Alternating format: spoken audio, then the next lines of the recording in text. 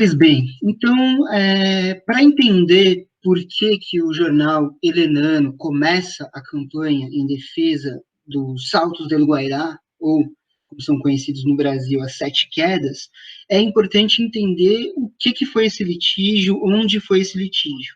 Esse é um dos mapas que meu amigo Marcos, da Geografia, aqui da USP, fez, né, a pedido, e ajudou muito os mapas, né, na dissertação, no trabalho. Esse mapa a gente acabou não utilizando no texto final da dissertação, mas ele é interessante porque mostra bem, então, onde que fica a área em litígio, né? A área em litígio fica na fronteira entre o Paraguai e os estados do Mato Grosso do Sul e o Paraná, né? A cidade de Guaíra, né, de um lado do Rio Paraná, e a cidade de Salto del Guairá, do lado do Paraguai, né? Entre o Paraná e o Mato Grosso do Sul, a gente tem uma ponte hoje ligando os dois estados, e bem ao sul dessa ponte, a gente já tem a área em litígio, que está aqui ampliada para vocês, né?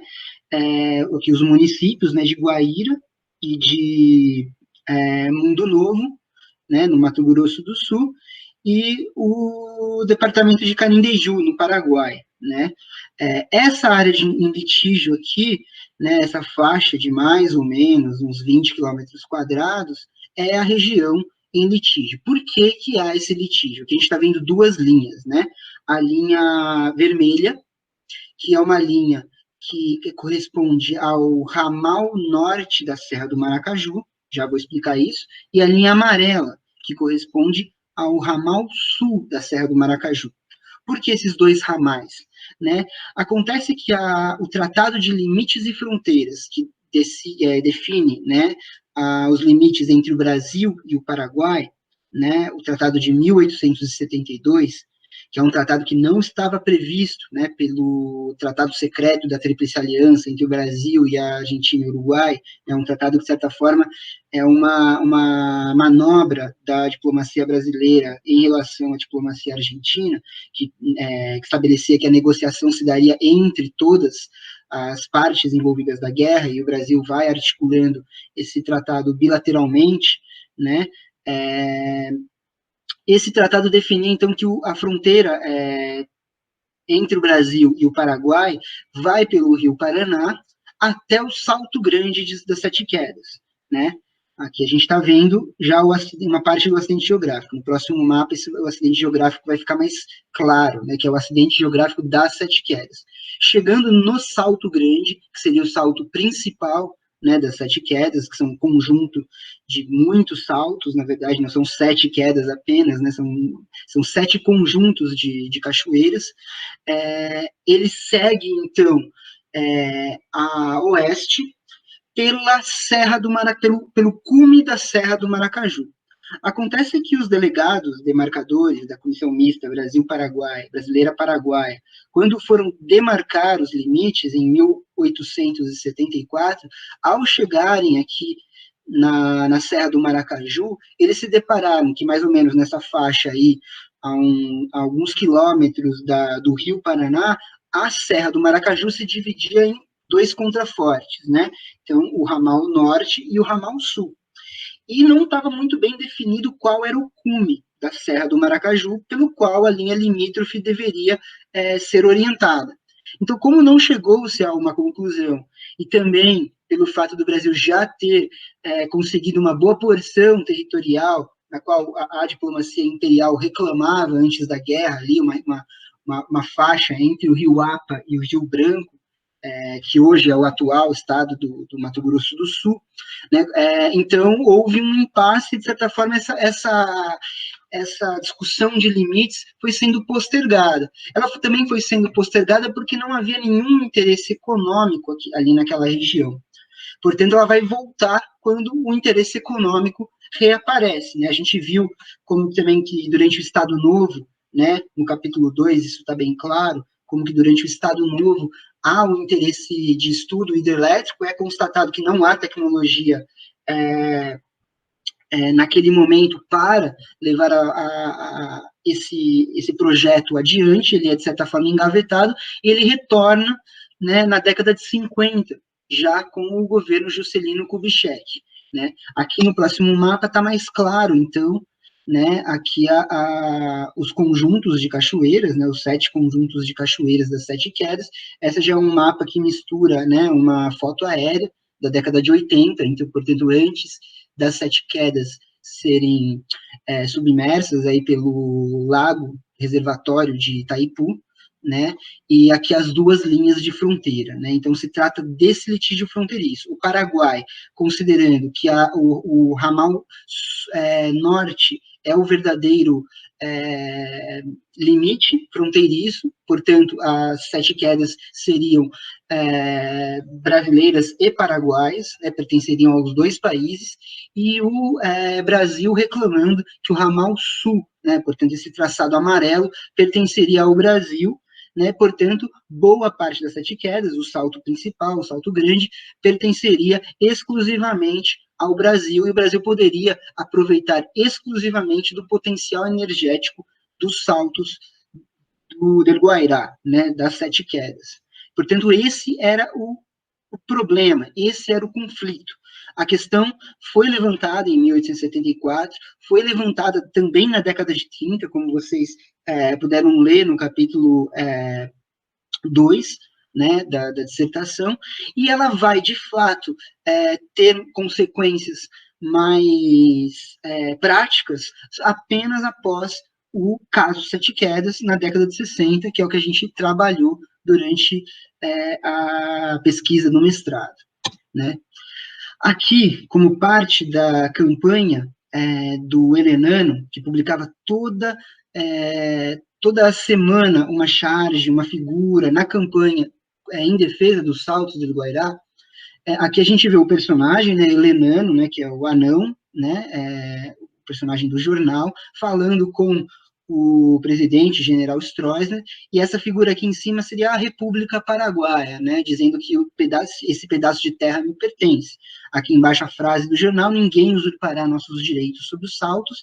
E o detalhe que eu trouxe aqui é que o Helenano usa, como eu já falei na primeira parte, da retórica anticomunista para potencializar a sua campanha, né? É importante ressaltar que, nesse momento, a grande maioria da esquerda paraguaia já estava exilada, né? As guerrilhas, as principais guerrilhas que vão se levantar contra a ditadura em 59 e 60, que são a guerrilha do Partido Liberal, 14 de maio, e uma guerrilha majoritariamente do Partido Comunista, a FUNA, elas já estavam, em sua maioria, os membros que sobreviveram, né, à repressão estavam exilados, em sua maioria na Argentina, e internamente havia muita pouca oposição propriamente assim de esquerda, né? Então, como fica bem claro, a oposição é ali a do Partido Liberal, a do Partido Febrerista, né? E principalmente nesse momento, a democracia cristã e amplos setores da Igreja Católica. E o Partido Liberal aqui, como vocês podem ver, vai usar essa questão do comunismo, né, de que o Stroessner estaria entregando os saltos del Guairá para o João Goulart e, portanto, para o comunismo, muito forte aqui em janeiro de 64. Como vocês puderam ler, em janeiro de 64 é um mês onde a discussão sobre a participação dos engenheiros soviéticos vai pegar fogo, e o jornal Estado de São Paulo também vai usar isso muito forte, né? Então, avançar um pouco aqui, para mostrar também mais da campanha do Helenano, isso aqui já no momento alto, né? Aqui a gente tem o cacique Canindeju, que dá nome àquela região, né? Que também, os saltos também eram conhecidos como saltos de Canindeju. Então, você tem uma reivindicação dessa identidade indígena guerreira, né? Contra o Brasil invasor, contra o Brasil bandeirante, que vocês podem ver nessa outra figura, né? Os saltos, nunca os saltos serão dos bandeirantes, né? Então, o brasileiro é o usurpador, o brasileiro é o bandeirante, e o paraguaio é aquele que, mesmo pequeno, lutará com o coração grande, né? Como vocês podem ver aqui, contra o brasileiro para defender o território. Então, você tem toda uma retórica bélica que vai fazer todas as referências à Guerra Guaçu, né? À Guerra do Paraguai, como é conhecida aqui no Brasil, ou Guerra da Tríplice Aliança, né? Então, essa referência ela não é à toa. Entre 1964 e 1970, se está comemorando nos quatro países que participaram do conflito, o centenário da Guerra do Paraguai. Então, os símbolos, os mitos nacionais, sobretudo no Paraguai, eles estão sendo muito fortemente reivindicados, né? Você tem uma lei que instaura, né, as comemorações do centenário no Paraguai, com desfiles, inaugurações de estátuas, e uma série de publicações da qual o La Tribuna participa, e isso eu vou falar um pouco mais para o final. Né, mas você tem todos esses símbolos guerreiros do Paraguai sendo reivindicados na campanha. Outros jornais começam a entrar na campanha, uns para atacar o governo, outros, como esses dois que eu coloquei aqui, o El País e o Pátria, para defender o governo. O El País havia sido um jornal que sofreu intervenção da ditadura anterior ainda, a ditadura do Morínigo, na década de 40, e estava na mão de figuras sempre próximas ao regime. No caso agora, estava na mão de Emílio Saguiera Ceval, que vai ser o cara que vai ganhar a primeira concessão de televisão no Paraguai nessa mesma época, né? Qualquer paralelo com a Rede Globo não é mera coincidência, né? Você tem uma relação muito próxima, né, entre ditaduras militares e concessões de TV e veículos de comunicação, não só no Brasil, né? Então, o país vai participar, né, na defesa do governo, assim como o Pátria, que era o jornal oficial do Partido Colorado, portanto, oficial da junta de governo do partido, né? Que vocês podem ver aqui está comemorando o centenário da Epopeia Nacional, que é como os paraguaios estavam se referindo nesse momento de reivindicação nacionalista ao conflito centenário da Guerra Grande, né, como é chamada no Paraguai, ou aqui nos momentos mais nacionalistas da Epopeia Nacional. E o La Tribuna, que é o jornal no qual a gente se dedicou, né? El Decano de la Prensa era o jornal mais antigo. Pois bem, o La Tribuna, em janeiro de 64, vai cobrir o encontro do presidente João Goulart e do presidente Alfredo Stroessner na fazenda do João Goulart, no Mato Grosso do Sul. Como vocês puderam ler, esse encontro vai definir, então, o reconhecimento por parte do Brasil de que ele não vai mais falar sobre a questão de fronteiras até que os estudos conjuntos sobre o potencial hidrelétrico tenham sido concluídos. Então, em nenhum momento, o chanceler Afonso Arinos de Melo Franco vai reconhecer os direitos paraguaios, ele vai se negar a reconhecer que há um litígio. Mas João Goulart, nesse momento, vai fazer uma concessão, vai fazer um recuo e vai aceitar a participação paraguaia no projeto e nos estudos sobre o potencial hidrelétrico. Então, aqui se abre um precedente para a realização do documento que vai, posteriormente, ser assinado pela ditadura, que é o documento da Ata do Iguaçu, que, apesar de não reconhecer o litígio fronteiriço, reconhece os direitos paraguaios sobre os Saltos del Guairá, né? Então, nesse momento, há um recuo, mas esse recuo tem que ser lido na chave da campanha de desestabilização do presidente João Goulart, da qual o Estadão estava participando ativamente. Né? É importante ser colocado nisso. O João Goulart apressou-se para apresentar um grande projeto. Como vocês leram, né, a ideia era, assim como o JK tinha feito com Furnas, né, assim como o próprio... as próprias usinas hidrelétricas de Paulo Afonso tinham sido inauguradas também como grandes projetos nacionais, né? O João Goulart queria apresentar Sete Quedas como o grande projeto do seu governo. E a pressão que se colocava entre o final de 63 e o começo de 64 sobre ele, de certa forma, o forçou a apressar, né, os entendimentos entre o Brasil e o Paraguai. Aqui a gente tem o La Tribuna, que nesse momento não está de maneira nenhuma questionando a autoridade do Stroessner. Então, o La Tribuna é um jornal que não vai questionar a autoridade do Stroessner, não vai questionar a condução do chanceler Raul Sapena Pastor na situação. Já o Estadão, nesse momento, está questionando fortemente o João Goulart, está, inclusive, colocando a questão dos engenheiros soviéticos, da participação soviética, num primeiro plano, como parte da campanha de desestabilização. O La Tribuna coloca essa imagem do João Goulart abraçando o Stroessner. O Estadão vai continuar batendo no João Goulart em seus editoriais e em suas reportagens, notas sobre política externa, que ocupavam a página 7 do jornal. Né? Acho que isso está colocado na dissertação. Pois bem, aqui, para ilustrar um pouco isso, né, a tentativa comunista de financiamento, contribuição russa para 7 quedas, um simples relatório, que seria uma resposta, então, da chancelaria brasileira, do Itamaraty. E muito interessante, né? A engenharia brasileira quer construir 7 quedas. Então, você tem uma articulação de setores da sociedade civil que, em alguma medida, vão ingressar na retórica nacionalista, que depois vai desembocar na Marcha pela Família, em março de 1964, de que não há necessidade de se chamar os comunistas para que façam os estudos, para que vendam turbinas, ainda que a União Soviética tivesse acabado de construir uma grande usina no Egito, né, que, como depois vai ficar claro naquele editorial que eu trabalhei no capítulo 2,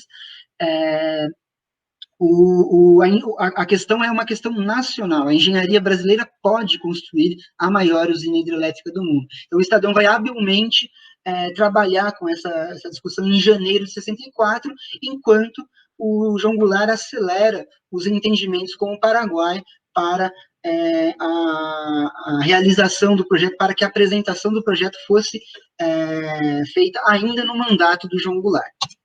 Pois bem, aqui o Helenano mostra claramente a questão do povo comunista querendo dominar os saltos de 7 quedas. Aqui, novamente, inauguração da Ponte da Amizade.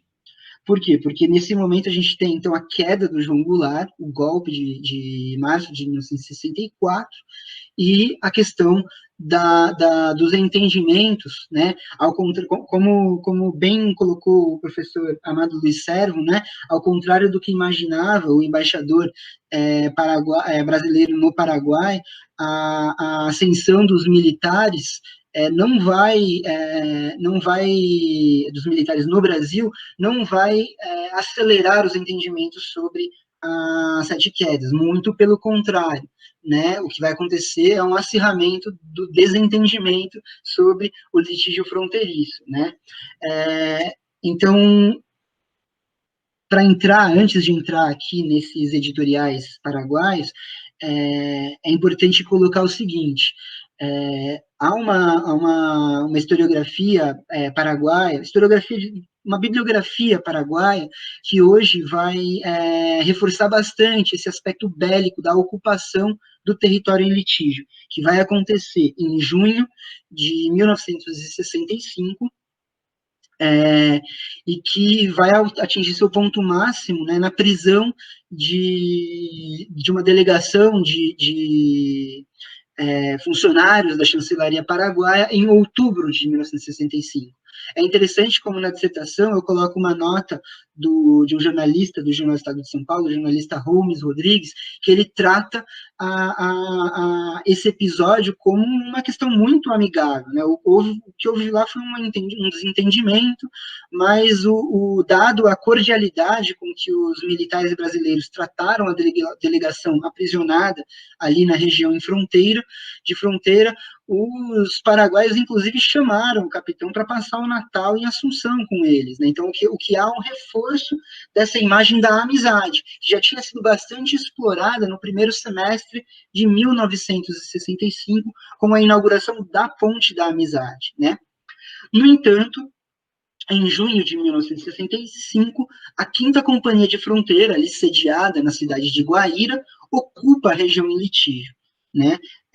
Você tem, antes disso, uma série de tensões, a bandeira paraguaia é hasteada no território, os militares brasileiros vão e hasteiam a bandeira brasileira. Você já tinha um estranhamento, uma tensão que era alimentada por pelo próprio projeto da usina de Sete Quedas, né, que acirrava as tensões, enquanto que na imprensa paraguaia a discussão ganhava cada vez mais força, né, ainda que no La Tribuna isso só vai ganhar uma dimensão grande nesse momento, quando, em outubro de 1965, a chancelaria paraguaia publiciza o fato que já era ventilado nos pequenos jornais da oposição, como o próprio Lenano, o El Pueblo, do Partido Febrerista, e outros pequenos jornais que já adiantavam, né, a imprensa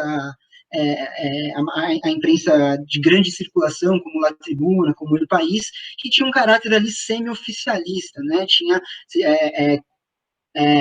fazia uma crítica muito tímida, e a autocensura era algo muito institucionalizado, já porque, como havia também no Brasil censores e tudo mais, no Paraguai a grande questão eram os piraguês, né, que eram, de certa forma, o serviço reservado da polícia aqui, né, os arapongas, né, que ficavam instalados nas redações. Então, o La Tribuna sofria muito com a questão da autocensura.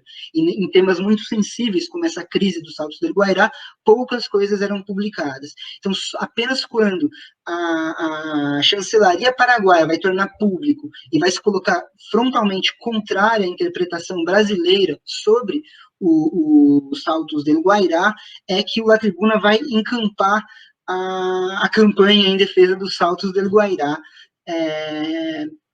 nos seus editoriais. Ele lança uma série de editoriais como esse, que está aqui colocado, traduzido em outubro de 65, e esses editoriais estarão num contexto de crescente mobilização nacionalista e crescente mobilização da identidade nacional, né? Então, aqui você tem o começo da discussão sobre a soberania exclusiva do Brasil, que o Brasil pretende, então, com esse ato de força, esse ato militar na região em litígio, impor a sua soberania exclusiva, e o La Tribuna vai começar a usar um pouco da retórica nacionalista que o Hellenano já usava um ano antes, né? Então, a gente continua aqui com a repercussão dessas mobilizações no Brasil, né? Isso está no capítulo 2, essa citação do jornal Estado de São Paulo, de novembro de 65,